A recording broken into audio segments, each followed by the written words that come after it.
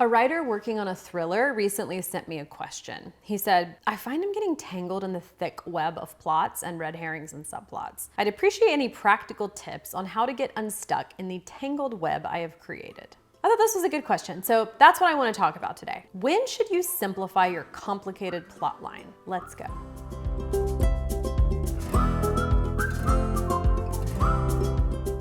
All right, caveat as we start, I don't write thrillers. But I really liked this question because it exhibits something we writers do a lot, where we equate a certain thing that's happening in our writing with being stuck. Like if I've run out of ideas, I'm stuck. If I doubt myself, I'm stuck. And in this case, I think there's this implication that if I've written myself into a tangle, that's not a good thing. I'm stuck. I'm at least stuck in terms of knowing how to undo it, what to do next. Being caught up in a plot tangle and being stuck, though, are not only two different things, I actually think they are opposites. Because frankly, getting tangled in your plot is a good thing. Yes, I said that and I will say it again. Getting tangled in your plot is a good thing. I was talking to some writers about this weekend.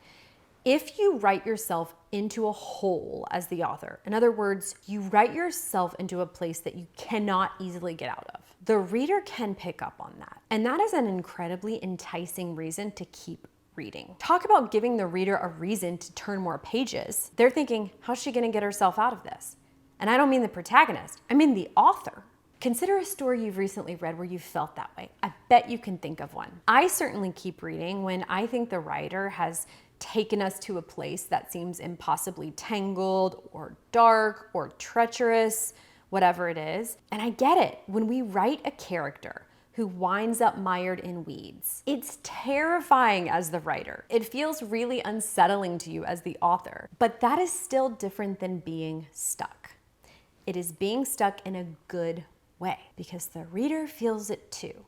And they want to keep reading to see how on earth you're gonna get us out of this scenario, which is amazing. Now, I'm not saying the reader even consciously feels this way, but even if it's subconscious, she does. Because of this, I aspire to get stuck in this way when I'm writing a draft. I want to write myself into a dead end. I'm looking for the moment I write myself into a dead end because I know at that point, that's where the interesting stuff starts to happen. And truthfully, I wasn't always this way. I used to be scared of it before I learned that it's the best place to be.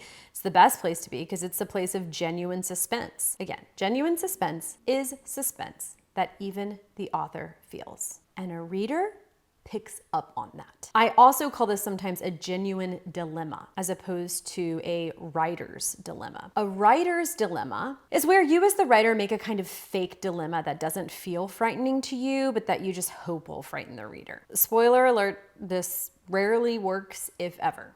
If you're not feeling it, the reader probably isn't either. A genuine dilemma, on the other hand, is one where you as the writer are also lost. And that's where you want to get. You want to get lost. So when I was reading that phrase in this question, the phrase getting tangled in a thick web, my first thought was, amazing. That's exactly where you want to be. You actually don't have a problem at all. Speaking of writing, are you writing a book or do you want to write a book? Because if so, I would love to hear from you. When I'm not writing, my mission is to help writers write their dream books. If you're curious to know more, I have a free video walking you through my 4 notebooks method for writing a novel. You can get the training and get my free template for using the 4 notebooks method by applying for my program, the Book Incubator. It's a 12-month MFA alternative. The application is just 2 questions. It takes under 5 minutes. I just want to know a little bit about you and your book idea. I hope to hear from you.